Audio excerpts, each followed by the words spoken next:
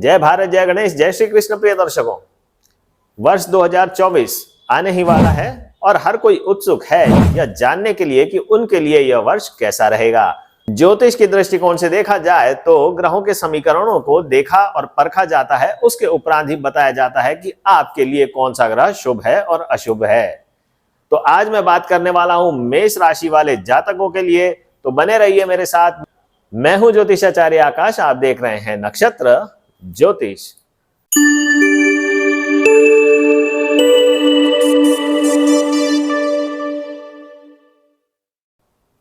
तो सर्वप्रथम बात करते हैं मेष राशि वाले जातकों के लिए। तो मेष राशि में आप देखिएगा अभी की ग्रहों की गोचर की स्थिति किस प्रकार से बन रही है। तो गुरु जो है वह स्वयं मेष राशि में ही उपस्थित है। मई 2024 में यह वृषभ राशि में चला जाएगा। क्योंकि हम वर्षफल की जांच कर रहे हैं कि वर्षफल आपके लिए कैसा रहेगा, इसके लिए हमें स्लो मूविंग जो प्लैनेट्स होते हैं उनका ही गोचर देखना आवश्यक रहता है। साथ ही साथ आपकी कुंडली में इन अगर स्लो मूविंग प्लैनेट्स की दशा अंतरदशा चलेगी या प्रत्यंतर दशा चलेगी तो आपके ऊपर जो मैं प्रेडिक्शन कर रहा हूं उसका प्रभाव अधिक रहेगा। अन्यथा यह जो राशिफल होता है यह बहुत जनरलाइज्ड होता है, हर किसी की कुंडली अलग है, यह आप मान के चलें। और क्योंकि आप जानते भी है कि हर किसी की कुंडली के अनुसार सारी चीजें फलित नहीं की जा सकती है। तो मेष राशि के बारे में शुरुआत करते हैं कि लग्न में गुरु है तो लग्न की स्थिति कैसी रहेगी। भाई गुरु जो है मेष राशि वाले जातकों के लिए भाग्य भाव का स्वामी हो जाता है, साथ ही साथ द्वादश भाव का स्वामी हो जाता है। साथ ही साथ आप देखेंगे कि छठा भाव जो है उसमें केतु बैठा हुआ है और 12वें भाव में राहु रहेगा। तो ये राहु और केतु की स्थिति तो हमेशा बनी ही रहेगी। साथ ही साथ वर्तमान समय में अगर आप देखते हैं तो मंगल की स्थिति भी अष्टम में बनी हुई है। तो कहीं ना कहीं कुछ शुरुआती समय जो है मेष राशि वालों के लिए परेशानी वाला साबित हो सकता है, परंतु क्योंकि गुरु की दृष्टि पंचम और नवम भाव पर भी है, सप्तम भाव पर भी है, तो यह शुभ फल अवश्य देगा। किसी न किसी तरीके से आपको जो भी बीमारियां हैं उससे आप निजात पा सकेंगे और गुरु के वजह से आप लोगों के लिए यह वर्ष बहुत अच्छा साबित होने वाला है। तो स्वास्थ्य के दृष्टिकोण से यह वर्ष कहीं ना कहीं उतार चढ़ाव वाला भी सिद्ध हो सकता है, क्योंकि केतु जो है वह छठे भाव में बैठा हुआ है और राहु जो है वह द्वादश भाव में बैठा हुआ है। शनि की एकादश भाव से आपके अष्टम भाव पे दृष्टि जा रही है। मेष राशि वाले जातकों को ध्यान रखना चाहिए कि क्योंकि केतु छठे भाव में है तो केतु जो है यह अचानक से किसी प्रकार से आघात करने के लिए माहिर माना जाता है। साथ ही साथ राहु जो है वह 12th हाउस में बैठा है, यह आपके लिए हानिकारक भी सिद्ध हो सकता है। इन्वेस्टमेंट्स में भी कहीं ना कहीं परेशानी हो सकती है। स्वास्थ्य के दृष्टिकोण से देखें तो केवल गुरु की पोजीशन और गुरु की दृष्टि जो है वह आपके लिए लाभकारी सिद्ध हो रही है। बाकी प्लैनेटरी पोजीशन जो है केतु और राहु की वह दिक्कत वाली है, और शनि जो है वह भी जब तीसरी दृष्टि डाल रहा है तो लग्न पे ही डाल रहा है। तो सर दर्द से रिलेटेड परेशानी हो सकती है, वर्म से रिलेटेड परेशानी हो सकती है। छठा भाव जो होता है आपकी इंटेस्टाइन से रिलेटेड होता है, तो कहीं ना कहीं अपेंडिक्स हुआ, सर्जरी की संभावनाएं बढ़ सकती है।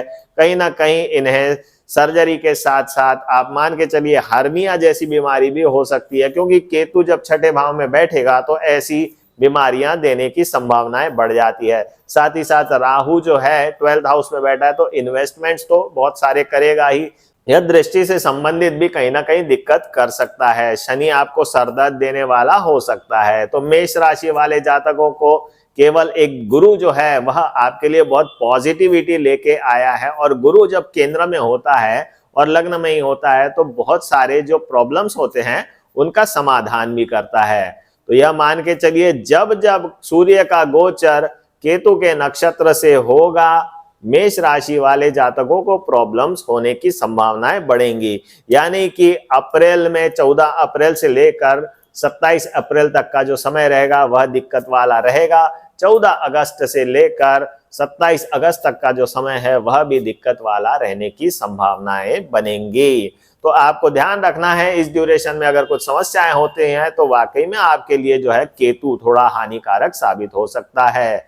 अब बात करते हैं मेष राशि वालों के लिए आर्थिक स्थिति कैसी रहेगी। अब आर्थिक स्थिति जानने के लिए हमें देखना पड़ता है द्वितीय भाव, छठवां भाव और दशम भाव, यह अर्थ त्रिकोण माने जाते हैं। अब गुरु की दृष्टि तो भैया पंचम पे जा रही है, नवम पे जा रही है और सप्तम पे जा रही है, तो गुरु की दृष्टि तो इतनी फेवरेबल जो होती है उसकी दृष्टि तो नहीं है। छठवां भाव जो कि नौकरी का कारक है, ऋण का कारक है, आपके दुश्मनों का कारक है, शत्रुओं का कारक है, साथ ही साथ आपको धन लाभ का भी माना जाता है। तो छठे भाव में केतु की उपस्थिति कहीं ना कहीं से अचानक से नौकरी में किसी प्रकार से परिवर्तन की संभावनाएं बनाता है। साथ ही साथ आपको कहीं ना कहीं प्रॉब्लम्स तो फेस करनी ही पड़ेगी। केतु छठे भाव में बैठा ही है तो आर्थिक स्थिति के लिए तो अच्छा माना ही जाता है। राहु भी द्वादश भाव में है तो यह आपके इन्वेस्टमेंट्स भी दर्शाता है। तो मेष राशि वाले जातकों के लिए कहीं ना कहीं किसी ना किसी तरीके से इन्वेस्टमेंट्स वाला यह साल दिख रहा है। और साथ ही साथ खासकर से मई 2024 में जब गुरु का गोचर जो होगा वृषभ राशि में, जो कि आपकी द्वितीय राशि है ही, आपके लिए द्वितीय भाव से संबंधित अच्छे फल भी वह लेके आएगी। तो मई 2024 के बाद आपको और ज्यादा यह जो वर्ष रहेगा यह आपको और ज्यादा सफलताएं देगा। तब तक थोड़ा सा कष्ट रहेगा, हो सकता है इन्वेस्टमेंट्स करते रहें या पैसे का लेन देन चलता रहे। अब बात करते हैं मेष राशि वाले जातकों के लिए शिक्षा के बारे में यह वर्ष कैसा रहेगा। तो शिक्षा के लिए तो भाई गुरु की स्थिति देखी जाती है। जिनकी एग्जाम्स वैसे भी मार्च में होने वाली है उनके लिए तो यह वर्ष अच्छा ही रहेगा, क्योंकि गुरु की दृष्टि पंचम और नवम भाव पे है ही, यह आपके लिए लाभकारी सिद्ध होगी। शनि अष्टम में जरूर देख रहा है, परंतु अगर आपकी गुरु दशा चलेगी, जो भी मेष राशि वाले जातक है, मेष लगन वाले जातक है, उनकी गुरु दशा चल रही होगी तो उनके लिए एजुकेशन के हिसाब से यह फेवरेबल समय रहेगा। अब बात करते हैं पारिवारिक स्थिति कैसी रहेगी। तो पारिवारिक स्थिति जानने के लिए चतुर्थ भाव के ऊपर दृष्टि डालनी पड़ती है। अब चतुर्थ भाव के ऊपर तो भैया राहु की दृष्टि जाएगी, तो राहु एक इन्वेस्टमेंट का कारक भी है, परंतु चतुर्थ भाव पे दृष्टि डालेगा, वो भी चंद्रमा की राशि पे, तो कहीं ना कहीं आपको भ्रमित करेगा। राहु की स्थिति भी द्वादश भाव में आपको नींद से रिलेटेड परेशानी दे सकती है और इन्वेस्टमेंट्स में भी किसी न किसी तरीके की परेशानी होने की संभावनाएं बनती हैं। अब बात करते हैं आपके कैरियर के लिए। तो कैरियर के लिए तो यह बहुत ही उत्तम समय रहेगा। खासकर से गुरु जब तक मेष में है तो यह आपके लिए किसी न किसी प्रकार से परिवर्तन भी लाने की संभावनाएं बढ़ा देता है, जो कि अच्छे परिवर्तन होंगे, क्योंकि पंचम और नवम भाव जो होता है वह परिवर्तन के लिए भी देखा जाता है। साथ ही साथ शनि की एकादश भाव में जो स्थिति रहेगी वह भी बहुत उत्तम मानी जाएगी, क्योंकि वह दशम भाव का लॉर्ड होकर के एकादश भाव में स्थित है। साथ ही साथ अष्टम पे दृष्टि डाल रहा है और लग्न पे भी दृष्टि डाल रहा है, तो कहीं ना कहीं यह चेंजेस लेके आएगा जो आपके लिए पॉजिटिव रहेंगे। साथ ही साथ हम देखेंगे कि राहु द्वादश भाव में है तो विदेश से संबंधित कहीं ना कहीं नौकरियों की संभावनाएं भी यह बढ़ाएगा। तो मेष राशि के जो जातक हैं उनके लिए यह सारी बातें जो मैंने बताई हैं यह बिल्कुल फिट हो जाएंगी। तो आप देखेंगे कि मई 2024 के उपरांत जब गुरु का गोचर चला जाएगा वृष राशि में, तो वृष राशि से वह देखेगा आपके छठे भाव को भी और दशम भाव को भी। तो जो परिवर्तन होने वाले हैं या जिनका परिवर्तन होगा नौकरी का अभी फिलहाल मई तक के, तो उनके लिए मई के उपरांत ज्यादा अच्छा समय रहेगा।